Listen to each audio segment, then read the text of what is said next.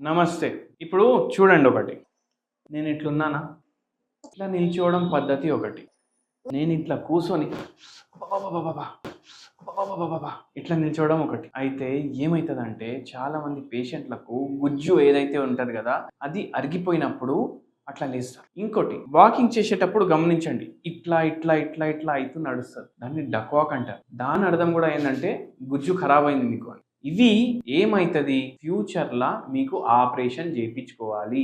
Symptom ఉంటది హోమియోపతిల. దేనివల్ల?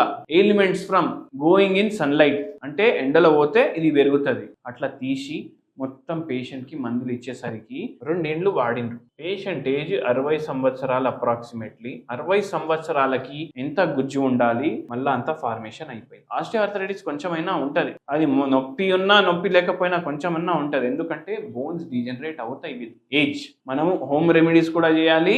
Medicines కూడా తీసుకోవాలి. మనకు మంచిగుంటది. అయితే మనం ఏం చేస్తాం ఇప్పుడు? ఒక గిలాస్‌లో మనం ఏం చేస్తామంటే 2 వెల్లుల్లిలు, 2 లవంగాలు, మిరియాల గింజలు 4 దంచుకోండి బాగా.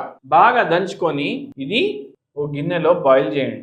బాయిల్ చేసి ఒక చెన్ని తీసుకొని చాయ్‌ది చెన్ని ఉంటది కదా! ఇది దీంట్లో ఏసి ఫిల్టర్ చేసి ఈ కషాయం డైలీ మార్నింగ్ ఒకసారి, నైట్ ఒకసారి తీసుకోండి. మీకు హాయిగా అనిపిస్తది.